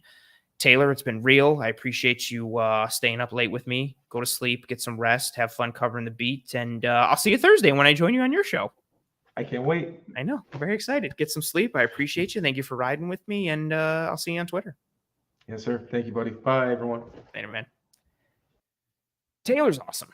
I appreciate him every single time he stops by, and I'm very excited to join him on his show this week. We're going to be diving into some film and breaking down some pieces for this matchup, so I'm very excited for that piece. Again, major thank you to Mr. Taylor Kyles, and also thank you to him for, as I mentioned in the beginning, we started a little bit late tonight. There were some technical difficulties with StreamYard. It wasn't letting, peek behind the curtain here. I couldn't get my camera and mic to be accessed by StreamYard, which has never happened to me before. I restarted the browser and the computer and logged out, logged in, whole bunch of chaos, but it ended up working out. Here we are. Major thank you again to Taylor. Give him a follow, Bills fans. Now, on the back end of this episode, like I talked about. So front end, we broke a lot of stuff down with Taylor. Now I want to dive into some pieces from the Giants game, as we do here on the back end, taking a look at a little film, breaking down some individual players and some pieces, and kind of giving some flowers and just putting some things into focus. Before I do that, want to shout out some or give some love to the sponsor, One Pie Pizza, the best pizza in Buffalo, New York. Online menu can be found in the episode show notes, whether here on YouTube or any podcasting app or platform you're listening to this show on. They have a great sweet sauce recipe for their pizza, great cheese to sauce ratio, cup of char pepperoni, homemade blue cheese. They do a breakfast pizza now, which is absolutely tremendous. They give back to the community in a variety of ways. They're just really good people making a really great product. So treat your taste buds, treat your family to get some One Pie Pizza. I legitimately say it. Like, I don't say that they're the best because I partner with them. I partnered with them because I think they're the best. So I love my relationship with them. I love their food. It's so good. Go get yourself some One Pie Pizza. Now, let's dive into some tape. Again, we talked about schematic components, but coming out of this game, and again, you folks know that I also do the film room with Eric Turner. Tune into that live tomorrow night, 7 p.m. Eastern, Wednesday, October 18th. We're going to be diving into a bunch of pieces, players and schematic-wise, both in terms of breaking down Bills Giants. But I wanted to highlight some players and some pieces here in Disguise coverage on the back end. We always kind of, talk about the stock up, stock down piece here on the episode. And sometimes it is schematic things. Sometimes it's coaches. Sometimes it's, player pieces individually. Sometimes it's large scale niche, whatever. This time I wanted to shout out two players in this game. I wanted to shout out Taron Johnson, and I wanted to shout out Terrel Bernard, and I wanted to show some clips of just what they offer this Bills team, what they do. A couple plays that just highlighted how they played in this game and just what you get with this squad and this crew that the Bills have amassed here. And I want to start with Taron Johnson and just overall, I guess, the nature in terms of what is asked of Taron Johnson in this Bills defense, and really just in football in general nowadays. The aspect of playing a slot corner in today's NFL, or that apex defender, that nickel corner, whatever anybody's talking about, whatever verbiage they want to use. So much of it is so tough because when you're operating in the slot, the receivers you play against, they're usually very shifty. They're electric. Teams nowadays can also put, power slots in there, whether it's a wide receiver or a tight end, or the ability to, bump your number one receiver inside, like the Bills do with Stefon Diggs, like the Raiders do with Devontae Adams. So you're not just covering specialty guys. Now you're covering a variety of skill sets, a variety of route running capabilities, a variety of body types and frames. And you have to do all of that with having to cover, within that two-way go. And within that two-way go, I mean, the aspect of, Taron Johnson's highlighted here, but say he was out over here covering someone in the slot. You have that ability, if you're in the slot, to literally, you can go this way, you can go that way, you can push vertically. There's all these aspects you can achieve and avenues that you can go down, versus, not that it's just completely easy on the outside, but if you're Kyer Elam out here or Christian Benford down here, if you're playing one of those outside corner spots, you have the boundary to your outside. You kind of have that friend. You don't have that when you're playing in the slot because of that two-way go. Thus, you're on kind of more of an island, and you're stressed more, in addition to, again, having to cover a variety of all these body types, skill sets, frames, and all of that. Then you also have run responsibilities if you're a nickel corner or a slot corner. And especially for Taron Johnson, who, I picked this play first because of his alignment. He's in an off-ball linebacker position at this point right now. And that's for a person who is, I always forget his exact height and weight. He's 5'11", 192 pounds. So this is a 5'11", 192 pound nickel corner that is playing in the box. And he's not, if I go to the end zone angle, he's not like, Poyer is out here. He's not hanging out and we'll kind of count him in the box, or he's not, off camera somewhere out here. He is legitimately in the box. This is almost, like a 4-3 defense right now, and he's at an off-ball linebacker position. This is not for the faint of heart. This is not easy to do. So he has to live in this world for the Bills defense as a run defender operating in the box as a linebacker, in addition to having all of those coverage responsibilities in man and zone versus that two-way go versus all those skill sets and body types and frames and all those pieces, and his ability to live in all these different worlds and wear these different hats and play so physically, but also play with speed and anticipation and process and communicate. He's a tremendous communicator and a bridge between the linebackers and the outside corners, the safeties. Him, Poyer, Hyde, Bernard, you see them talking all the time. Taron Johnson plays such a potentially vulnerable position and a physically and mentally demanding position, and he plays it at such a high level. I did a full episode on him last offseason. I talk about him on Twitter all the time, but he made a couple plays in this one that, I just really wanted to highlight. And it starts with this one. So again, he is in the box, and we'll just watch him on this play. The left guard is going to climb to him. Again, in the box, he triggers, sees the run, goes downhill. Now, the left guard doesn't do the best job. I will flat out say that. But the fact that Taron Johnson takes him on and then gets free and then makes this tackle is such a fun piece. So here's that left guard. The left guard is going to climb to the second level. Watch on the snap. And again, this isn't the best block, but watch Taron Johnson engage. And as he engages, so again, he's outsized from a height and weight and overall frame perspective. But as he engages with a legitimate NFL guard, in terms of size and frame and all that stuff, look where his eyes are. His eyes are still in the backfield. He's still trying to see what Matt Breida is doing. He sees Breida put his foot in the ground and cut back in that alley. So he plants his feet, puts his left foot in the ground, and then the torque to get free. Like, watch how he fights through. There's even potential for him to potentially draw a holding call. Like, he gets free right here and makes the play on Breida and then spins him down to the ground. But there's potential for Taron Johnson here to be working through a guard and potentially draw the hold there. If Glowinski doesn't let go, if he gets too grabby, if we get a jersey pull, this is the opportunity for a holding call right here. So he could potentially win the rep because he draws a hold, but he doesn't even stop there and think there should be a hold. He literally just keeps fighting through, spins off the guard, makes the play, and brings Breida down. Show it in real time, regular time from the sideline angle here. Just attack, shed, make a play. And to do that at 5'11", 192 pounds in the box, that is not an easy thing to do with any kind of regularity. And that's just the versatility that he offers. Like, we know what he can do in coverage, but then the fact of when a team gets into a heavier personnel or a traditional I formation like you have here, I'll go to the sideline angle to show it. This is traditional, like, kind of 90s football right here. You've got a regular I formation, and you've got, an extra tight end, Bellinger, here in the backfield lined up as the fullback. You've got your tight end here in Waller, and you've got a receiver on each side. Like, this is regular old, 90s football when base personnel and the dominant formations were, a 4-3 that had three linebackers in it. And if you brought in a nickel corner, they were more of a substitute, and it was more of a sub package. We know in today's NFL, nickel corners and 5 defensive back sets are the norm for a lot of teams, especially the Bills. And the reason the Bills can consistently live in it is because Taron Johnson has the ability to wear this hat in the box and function in this way.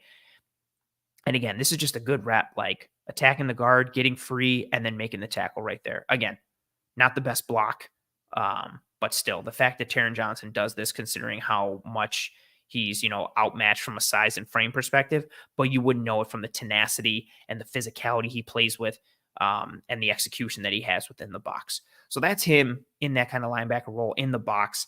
This is him in a coverage role, more traditional. This one, 3rd down and 17, in the second quarter, he's playing the situation. I also have Terrel Bernard circled here.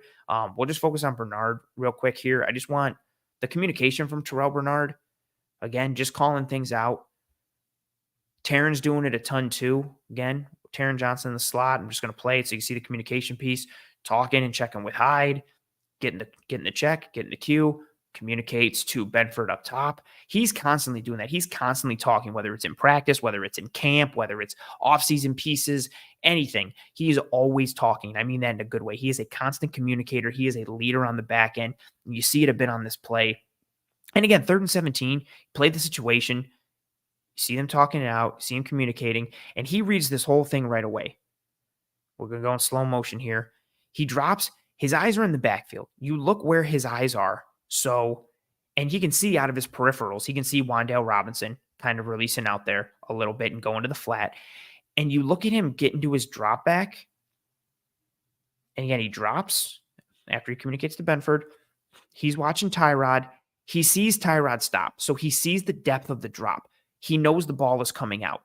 Immediately, he closes. He triggers and he closes down. He sees the way Tyrod opens up. He sees where his eyes are, where his shoulders are. He's opening up to the outside. Waller is designed to block Taron Johnson here. And because Taron Johnson triggers so quickly and reads this and processes, just beats him.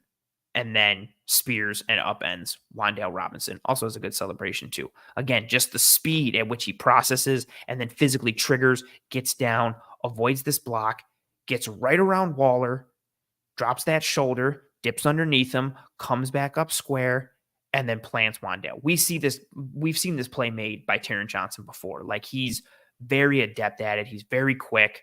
End zone angle, just picture perfect form tackle. The end zone angle doesn't do it justice for the whole process. That's why I like the sideline angle here. Again, you just see what he's doing. Communication immediately, and then the recognition. Bang. He makes this play basically all by himself. He's already on it. There's no need to rally and tackle. There's no need for support from anyone. He sees it because he's reading Tyrod. He reads the depth of his drop. He reads his body language. He sees Wan'Dale come out to the flat with his peripherals, closes down. Quick trigger, and then again, finishes at the tackle point. Okay, let me drop. Bang. He sees it, already starts getting outside, gets outside that block, and then finishes. Takes Wan'Dale off his feet, sticks him, and drives him into the turf. A nice physical tackle after a really good mental play on top of it as well. So Taron Johnson had a strong game, was all over the place, did really well from a volume standpoint as well. I don't remember off the top of my head, but I feel like he had double-digit tackles in this game, which is a lot for a nickel corner. Granted, some of them came downfield, but, all over the place in this defense. Another piece I want to bring up. So Mr. Terrel Bernard, I talked about him on this past play with Taron here, just from a communication standpoint and what he was doing. I want to show first just an adjustment piece from Sean McDermott and Terrel Bernard, and do it. I talked about it earlier with Taylor on the show here in terms of talking about how the Bills got taken advantage of initially. So this is a sideline view of a run that worked well for the Giants. I'm just going to go back and forth between two plays real quick. So that's one that worked. This is one later that the Bills adjusted to and stopped. If you look, you can see almost an identical formation, different spots on the field. This one, like I mentioned, this is that nub formation with the tight end. This time it's into the boundary, but you have that same piece in terms of the three receivers over here, and then, your running back there in the backfield. Let me take away that extra line there. We go to here. Again, similar type of concept. Three over here. Nub into the boundary, and running back in the backfield. So this is a successful run for the Giants. I've highlighted Terrel Bernard here. I want you guys to watch what happens. So also keep in mind everything that's happening here. So Bellinger coming in motion, basically a shift, aligns right next to Pugh. We're going to get some jet motion from Jalen Hyatt. And then this is the key piece. Watch Darren Waller.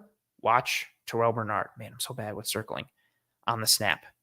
Okay. Oh, and then also we're going to get the pull here from the left guard. So here we go. Play happens. There's the pull from the left guard. There's the jet motion. There goes Waller. Watch Bernard engage, but kind of play the outside shoulder here of Waller, right? What does that do? It creates this really nice runway, this really nice alley for Saquon Barkley, and Saquon Barkley takes it up. Good gain for the Giants. Good run. 19 yards. Again, there's the shift from Bellinger. Here comes the jet motion. That jet motion, watch what the jet motion does. Oh, didn't mean to highlight there. Watch what the jet motion does here to the second level. Teams do this to the Bills all the time. Watch that shift. There goes the shift. And offenses will use that to put the Bills second level at a disadvantage in terms of getting them to align in a certain way to create better leverage for their blocking scheme. Waller climbs to the second level. Bernard takes more of an outside angle. You see the alley, okay? Good play for the Giants.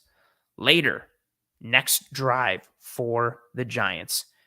The exact same play. Could be probably different in some way, shape, or form, but for all intents and purposes, the exact same play. Here's your shift from Bellinger. Oh, there he goes. He aligns next to Pugh, just like he did on the last play. There's the foot from Tyrod. Guess what's coming? The jet motion. Look what's happening on the second level. Just like we saw on the play before when it worked for the Giants, right? Bit of a different alignment this time, though. If you notice, Dorian Williams is the player away from the motion. So Taron is to the run side on the play that worked for the Giants. But that's not what we want to focus on. We just want to focus on like what Bernard does. So again, there goes Bellinger. He shifts. Let's get the jet motion from Hyatt. Now on the snap, here we go. There goes the pull from Glowinski. And Darren Waller is going to climb to Bernard. But what we got last time when this happened, Bernard kind of went outside it. Watch this time how he just shoots the alley. Bang. And makes the play in the backfield. Good adjustment from the Bills, whether they drew it up on the whiteboard, whether they called this out, or whether this is Bernard knowing it. This is a great adjustment, and this is a really good play by Terrel Bernard, recognizing what's happening, processing it, and coming downhill. Show it from the sideline angle as well, and just kind of let it run through all of them. You see the shift.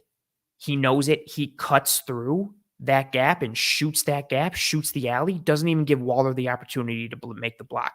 Waller's still climbing to the second level to get a piece of him, and he's already made the play and got underneath. That's great recognition. That's great processing from Terrel Bernard. And then just good quickness and good ability to come forward, right? He has that quick trigger. He has that closing ability to shoot gaps and make plays. That's a really good play from Terrel Bernard. And it's nice because it tied in, again, with something that worked earlier, and the Bills were able to adjust off of it. Now, another play I want to show here. This one is a good team defense play, but, also Bernard making it here. There's Terrel Bernard. I have him highlighted right there. And what's nice on this one, you get Jordan Poyer boxing the run inside. You get Leonard Floyd muddying the gap towards the boundary there. You get Dorian Williams playing through the shoulder, the outside shoulder of the fullback. All of these things contribute towards turning Saquon Barkley a bit back to the inside to Terrel Bernard. But it's a nice piece to watch Bernard shoot and then also avoid the climbing guard again, which he is very adept at, avoiding blockers at the second level, which he needs to be. He is physical, he is violent, but he's not the biggest guy. You don't want to see him stacking and shedding with regularity. This is a good play from him. You saw from the sideline angle. Here we go from the end zone. So again, you'll watch Poyer box this in. You'll watch Floyd cause some havoc. You'll watch Dorian Williams attack the outside shoulder of the fullback. All of these things kind of force the run to come back inside. And then here's Bernard. We're going to go in slow-mo. We get a double team initially, a little bit there from the guard in the center there from the Giants. And the guard is still trying to come off of it, and Bernard is already by him. We get a bit of a stumble, and because of the processing, because of that quick trigger, because of him being able to read what's happening in front of him, diagnosing it, and shooting that gap, the guard has no chance to make a play on Bernard because of how quickly he processes this play. Again, good team defense with everything else that you see happening there. Like I mentioned, okay, so boom, there's the run. Poyer comes and takes this angle, so he boxes this in. Dorian Williams attacks this shoulder to go through his gap, and then Leonard Floyd goes down. But this is all like, if you're Saquon, you can't put it out here. You can't go in here with Floyd because even though he's about to be on the ground, that's an obstruction. You don't want to run through that. Dorian Williams took the outside shoulder, so you have to cut back, and he has to cut back right into Terrel Bernard, who again, because of that quick trigger, because of that processing, avoids the guard trying to climb to him, makes a play in the hole. Saquon falls down, but I don't care. The point and the purpose of this play is you still have a good read and reaction and drive on the ball from Terrel Bernard. Now, another one that I want to show. This has several good pieces as well. But again, we are, highlighting Terrel Bernard on this one.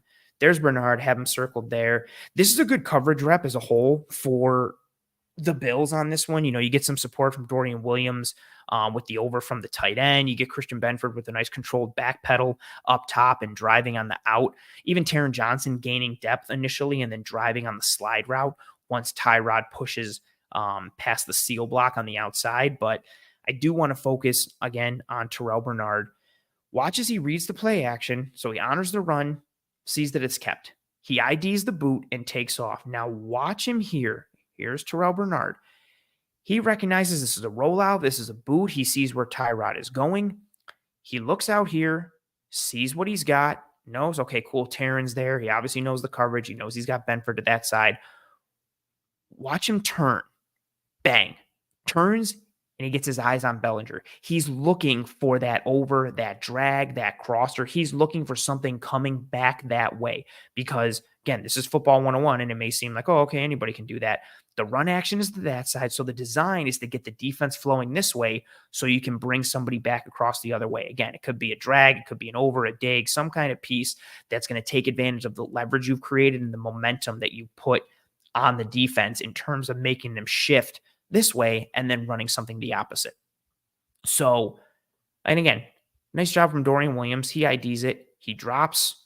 He supports as well and gets underneath and runs with Bellinger. But the poise of Bernard, again, he IDs that crosser. He sees Dorian Williams here as well. He knows he's got help under there. So he IDs Williams, IDs Bellinger, gains some more depth so he can help take this route away. And then what does he do? He gets his head turned back around to Tyrod in case there's some piece. Just the awareness. You consistently, and I'm going to play it in real time, just like watch how fast everything happens. Oh, run. Nope, it's a boot. Let me gain depth. Where's Bellinger? Okay. He has to ID all of that in a split second. And we consistently see these types of plays from him in this defense. Again, let's go. Mr. Terrel Bernard. Right meow. Highlight him there.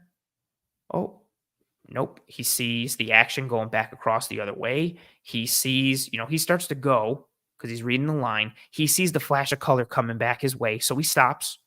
Maybe it's split zone. Maybe it's something coming back this way. But he IDs the mesh point, sees that it's a run action, sees Tyrod has the ball. You can see it good on this angle. There he is. Watch him get his head turned around so he can see, okay, they wanted us to go left. Something is coming back to our right. What is it? Boom. Get my eyes right on him. That robot piece to be able to ID and see what's going on. And then he's able to function in that extra level there for the defense. Again, defense has good coverage overall on this play. Tyrod has to eat it and hold on to this ball and scramble. But this is a nice play from Terrel Bernard. A good, functionally intelligent play, a high football IQ play in the moment, making a play on the ball, playing within the structure, playing within the scheme, and this is nice. This is smart football. You see it again in this angle. Again, Bernard, in case anybody is potentially lost, there he is. As soon as he sees it, it's just smart. Something is back coming that way. And he doesn't get too focused on Tyrod, doesn't get too focused on everything that just happened in front of him. He's not panicking. He's not running like a chicken with his head cut off. Just turns back around, IDs Bellinger.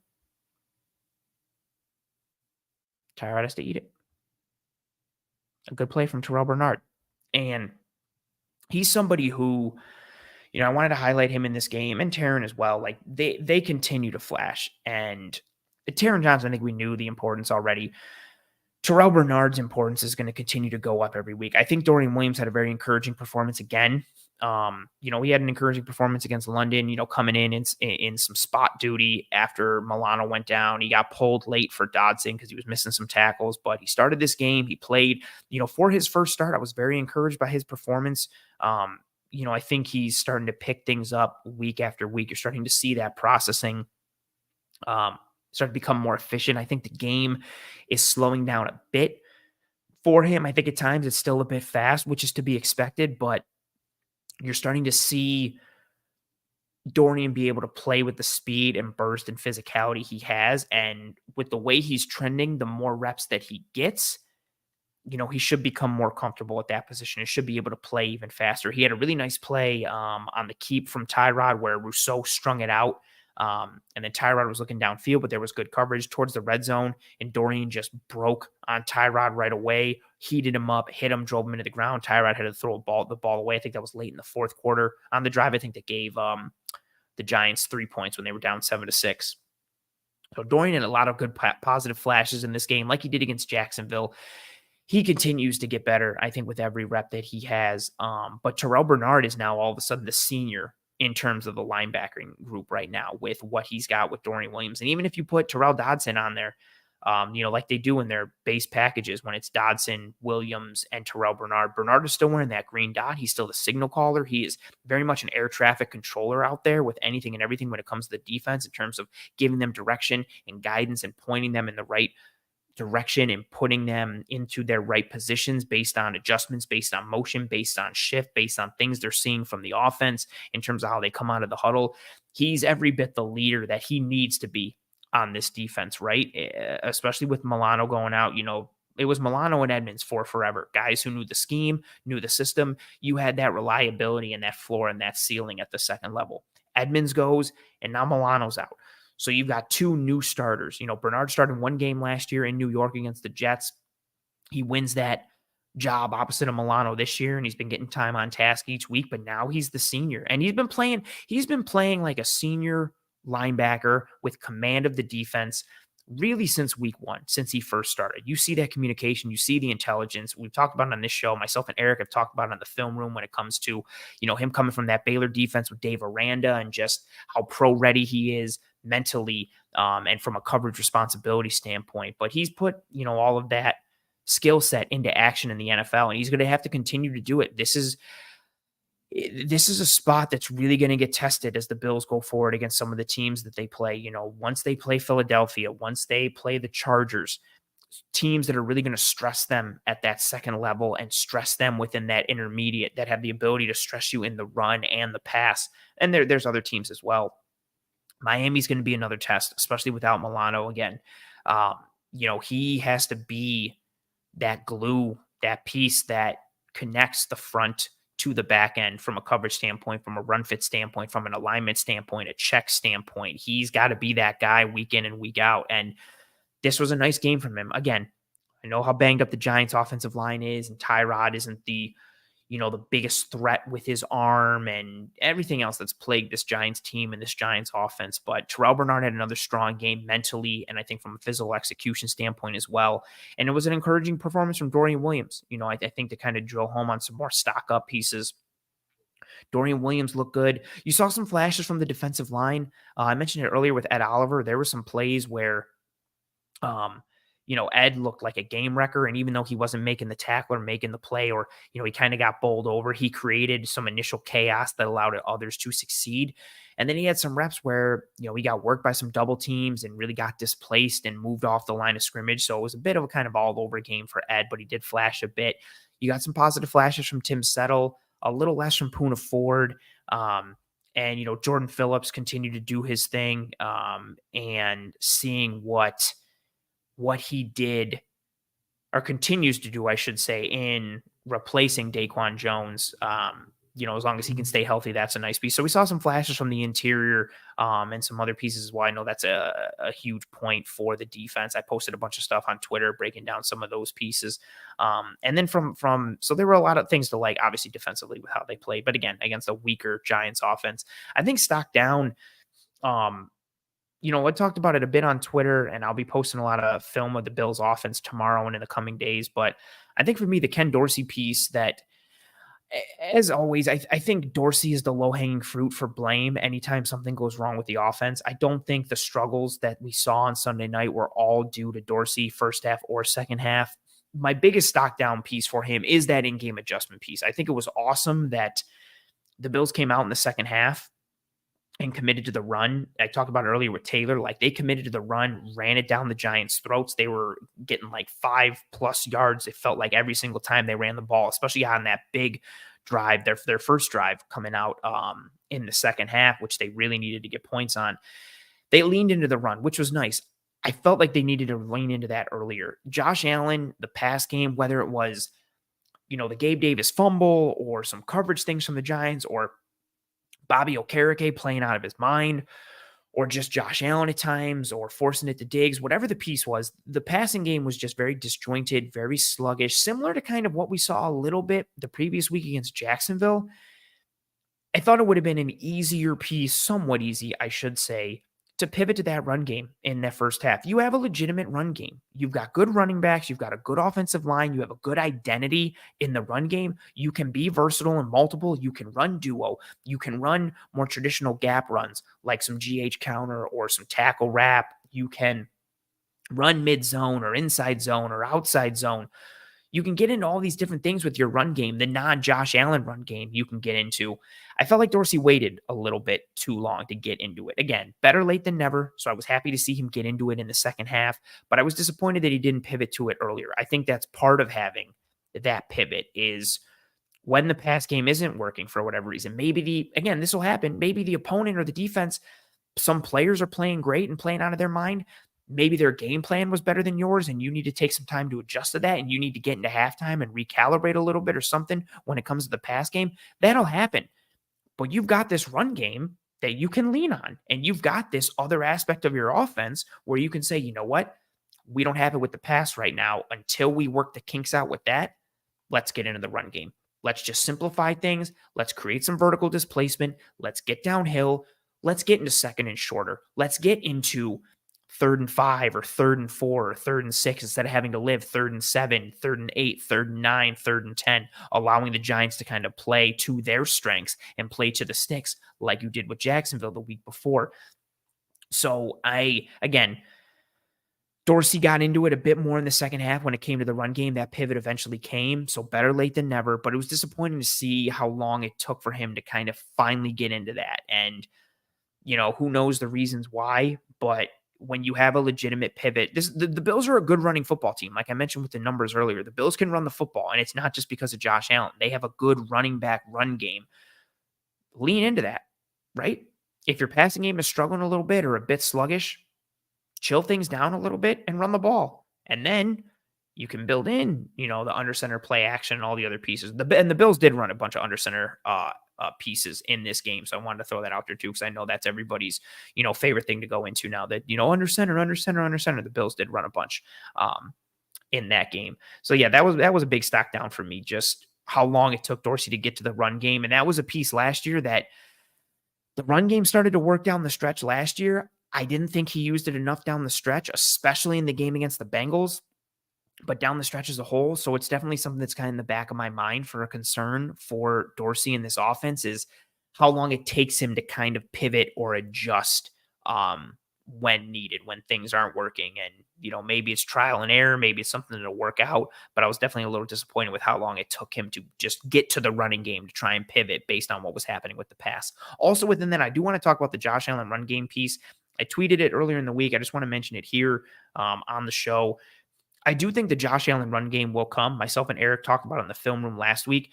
I think they want to keep Josh Allen fresh and healthy and also not put the Josh Allen run game on tape for the world to see right now. I think down the stretch, whether it's in the regular season or especially come playoff time, you will see that kind of break glass in case of emergency aspect of Josh Allen's game.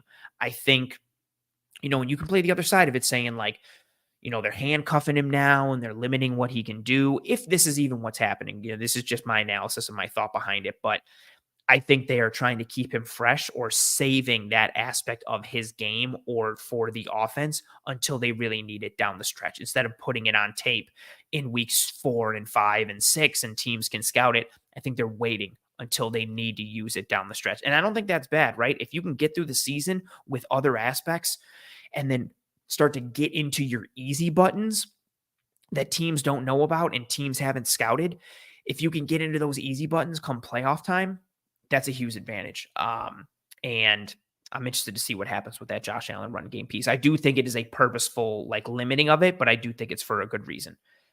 Question here from Amy says, and has it crossed your mind that maybe Dorsey should try the sideline instead of the box upstairs, even with his temperament tendencies?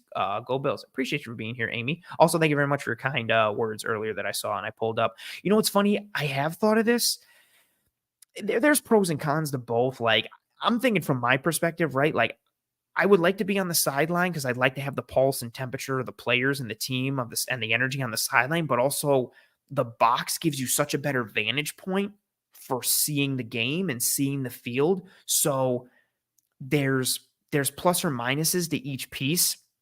I do wonder if, him being on the sideline, would that help him dial in with Josh a little bit more? Would that help some of the rapport and the connection pieces if there are issues there? I think it's a fair question to ask. It just comes down to, which pro outweighs which con for sideline versus box, and there's pros and cons for each. But I think it's a good question and one that comes up a bunch.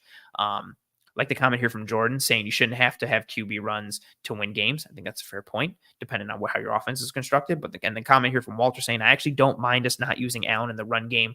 We know what he can do.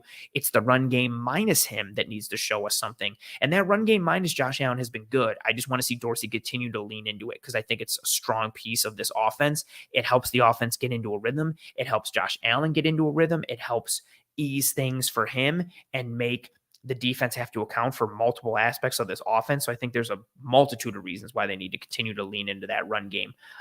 And I really want to see it continue going forward. I do want to see the Josh Allen run game come in to play, whether it's, read option or that QB counter or QB pin and pull, all that kind of stuff. I do want to see the Josh Allen run game piece eventually because he is a weapon with his legs, and it could be him scrambling as well, right? But I do think that will come at some point.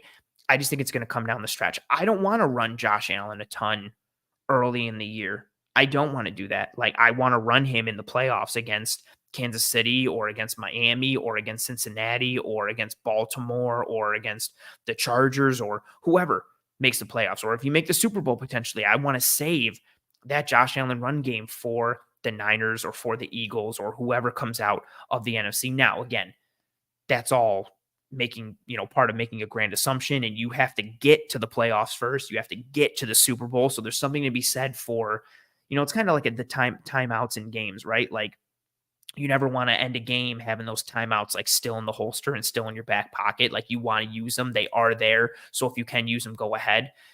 So I kind of put that Josh Allen run game in a similar spot where, if you say you're saving it and you are saving it, but then what happens if you lose and you never get the opportunity to use it? You kind of saved it for nothing. So it's a fine line that you have to walk. But I do think that Josh Allen run game piece, the designed run game piece, will show its head eventually as we start to move forward in the season. But I would like the offense to be able to function without it. So you keep Josh Allen fresh, you protect him as much as you can, you keep him healthy, reduce how many bumps and bruises he gets.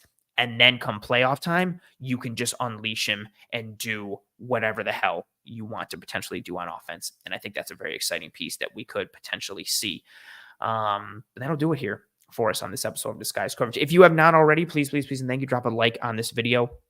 It goes a long way towards helping myself and the entire team at Cover One to track and trend in front of more eyes and ears. So whether you're watching live now or watching later, please, and thank you, drop a like on this video. If you're listening on one of the podcasting apps or platforms, please rate and review and subscribe to Disguise Coverage. It is tremendously helpful. Subscribe to Disguise Coverage here on YouTube and to the Cover One channel as a whole.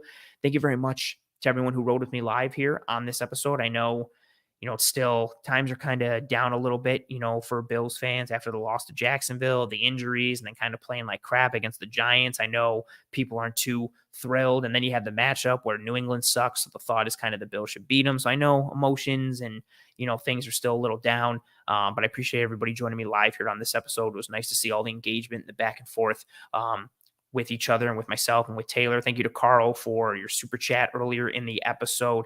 Thank you for the kind words that came through in the chat from various people at different points. Thank you again to Mr. Taylor Kyles for joining me here in this episode of Disguise Coverage. He's tremendous. I'm pumped to do his show on Thursday. I'll be tweeting out about that. Thank you to everyone who watched post live here on YouTube, or again, if you listened, downloaded, whatever have you. Thank you very much for your view live or post live, your download, your view, listen, whatever have you. I appreciate the form. I appreciate the support, whichever way, shape, or form it comes in. Tell your family and friends and loved ones about the show and about how awesome it is. If you thought the show was terrible, tell your enemies and try and ruin their day with the show. Again, drop a like on this video if you would be so kind. It is greatly appreciated. Tune into the Cover One Film Room live tomorrow night, Wednesday, October 18th at 7 p.m. Eastern, to join myself and Eric Turner as we break down a bunch of important pieces from this Bills and Giants game in week 6 so that we can start to move forward when it comes to week 7 fully against the Patriots. Thank you very much to everyone. I hope you and your family and friends and loved ones are all doing well and staying safe. Be kind to one another. Take care of one another. I will see you next Tuesday, October 24th, 9 p.m. Eastern for another episode of Disguise Coverage, or I'll see you in the Cover One Film Room tomorrow or whenever you watch that. Godspeed. Thank you all. Appreciate you folks. And as always, go Bills.